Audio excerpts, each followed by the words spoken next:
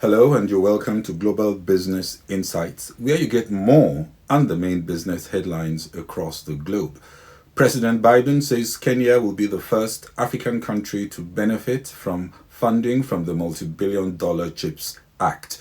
And Microsoft and G2 both announcing a $1 billion comprehensive digital ecosystem initiative in Kenya. And another American company is building a motorway in Kenya, all at Kenyan President Ruto's latest state visit to Washington. And still on Africa, Google is building its first African subsea fiber-optic cable connecting Australia and East Africa. Preliminary May PMIs for Europe, UK, and Germany show steady improvements, while we also got US sales of new single-family homes in April data amid high mortgage rates dropping to an annualized rate of 634,000 in April from a downwardly revised figure of 665,000 in March. Later today, we get the durable goods report for April, expected to decline 0.5% month on month to $282 billion after a 0.9% jump in March. And despite a 9.3% surge in Nvidia stock after Nvidia revenues soared 262% year on year, the Nasdaq Composite still slipped 0.39%, doing better than the Dow Jones, down 1.53%, and S&P, which fell 0.74%. And why are we seeing a drop apart from a hawkish slant in the latest Fed minutes released? A resilient economy as seen in latest PMIs for markets hyper-focused on the Fed's next move implies a greater likelihood that inflation remains hot. And that's a recipe for higher for longer interest rates, which hurts sentiment. And in the UK, the Bank of England has cancelled all speeches and statements until after July elections, adding that the MPC meeting, that's the Monetary Policy Committee meeting on June 20, will hold.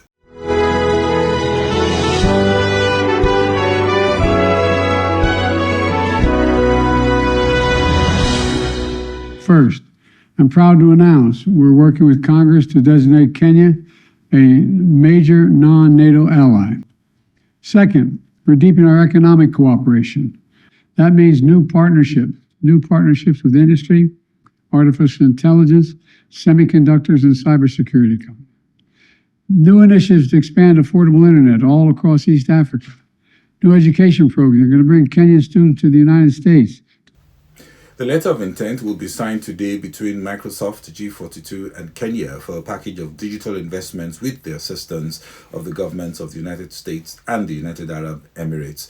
This is part of Kenya's President William Ruto's state visit to the United States. G42 will lead the arrangement in collaboration with Microsoft and other stakeholders for an initial $1 billion state-of-the-art green data center to be built to run Microsoft Azure in a new East Africa cloud region. The initiative also includes local language AI model development and research, an East Africa Innovation Lab coupled with broad AI digital skills training, international and local connectivity investments, and collaboration with the government of Kenya to support safe and secure cloud services across East Africa. Definitely a win for Ruto, also at a time when Microsoft appeared to be reducing its footprint in Nigeria as part of a restructuring.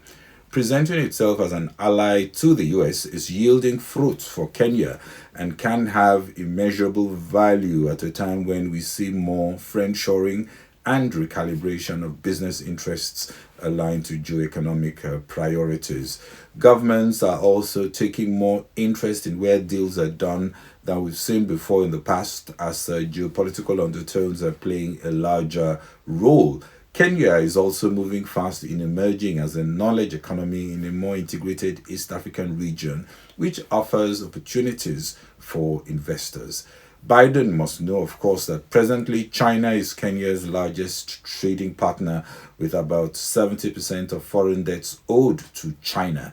Debt disputes has led to China taking control of the Mombasa port, and Kenya could also be made to give China control of the inland container depot in Nairobi. The visit created the opportunity to go after what Biden had always described as predatory Chinese lending practices. A slew of May preliminary PMI data came in yesterday for Europe, UK, and the US. S&P Global UK Manufacturing PMI rebounded from 49.1 in April to 51.3 in May, beating 49.5 expected. But services business activity fell to 52.9, below consensus of 54.7 and last month's 55. Chris Williamson, that's the chief business economist at S&P Global Market Intelligence, said the data signals further expansion and suggests that the UK economy continues to recover from the mild recession seen late last year. In the Eurozone, manufacturing PMI improved to 47.4 in May, better than expected from 45.7 in April, also reaching a 15-month high. Services PMI in the bloc was steady at 53.3, slightly below estimates. While in Germany, the Eurozone's economic powerhouse, manufacturing contraction slowed and services improved in the latest numbers. The manufacturing PMI came in at 45.4 this month, improving from April's 42.5, also above the expected 43.1 print. Services PMI hit an 11-month peak, up from 53.2 in April to 53.9 in May. Meanwhile, S&P news release said U.S. business activity growth accelerated sharply to its fastest for just over 2 years in May, signaling an improved economic performance midway through the second quarter. The S&P Global Manufacturing PMI increased to 50.9 in April from 50.0, signaling further expansion in the manufacturing sector. The Global Services PMI also rose to 54.8 from 51.3, reporting the largest output rise for a year. The data was said to be putting the US economy on course for another solid GDP gain in Q2. There is a trend in all these major blocks of modest economic rebound, which will be evident in Q2 GDP data. Nvidia crushed it, they say, as semiconductor giant driven by its data center business, which grew by 427% in the period, and able to announce record year-on-year revenue growth of 262% in the last quarter, smashing expectations. First quarter sales was expected to jump a near impossible 242% to $24.59 billion and forecast earnings of $5.80 a share. First quarter revenue came in higher than expected at $26.04 billion, and we also saw a strong guidance expecting revenues of $28 billion for the current quarter, beating a previous $26.6 billion estimate. Jensen Huang, Nvidia's chief executive, said he sees a lot of revenue this year as Nvidia launches a new line of chips. Nvidia shares popped up about 10%. That was as at close yesterday. The chip maker also announced a 10-for-1 stock split yesterday in its report. Wall Street analysts have since grown even more bullish following the results, which gave the tech-heavy Nasdaq an edge compared to other indices. Nvidia results suggest Nvidia's competitive edge in the AI sector, while not being unassailable, has a few more quarters to play out. And there is fresh fuel to fire the AI rally.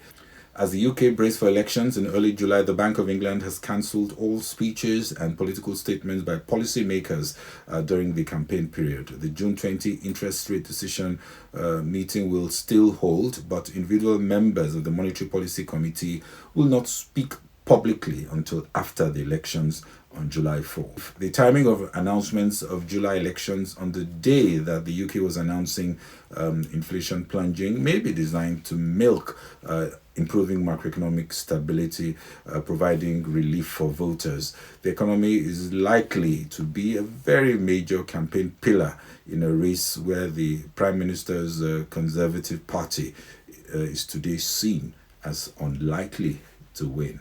Google is building what will be the first subsea fiber-optic cable connecting the continents of Africa and Australia. The work on channeling the cable across the Indian Ocean to Perth, Australia is now underway. This is as Google plays catch-up with Amazon Web Services and Microsoft's Azure, all eyeing opportunities in the untapped African region. The new cable dubbed Umoja will start in Kenya and runs through various countries, including the Democratic Republic of the Congo, Rwanda, Uganda, Zambia, and Zimbabwe, before concluding its journey in South Africa, also home to Google's first African data center region. Google's announcement responds to frequent outages across Africa attributed to faulty undersea cables, and Google may want to step in to provide resilient connectivity, leveraging this to nurture competitive advantage in a still nascent market. Japan's nationwide core consumer price index, which excludes fresh food items, rose 2.2% from a year earlier after gaining 2.6% in March, matching forecasts. Asia-Pacific markets were lower today, with Hong Kong and Japan indices leading losses as investors digested the just released inflation data. And looking at Asian stocks, Nikkei 225 down 1.17%, the Hang Seng down 1.38%, Shanghai Composite, that's the Chinese index, down 0.41%, the Shenzhen also down 0.68%, while the South Korean Kospi also down 1.16%. Well, that's it from me on Global Business Insights. This is Bodio Shosami. Please share, kindly follow on Facebook and LinkedIn, subscribe on YouTube and X. Thank you very much for watching and following. Bye-bye.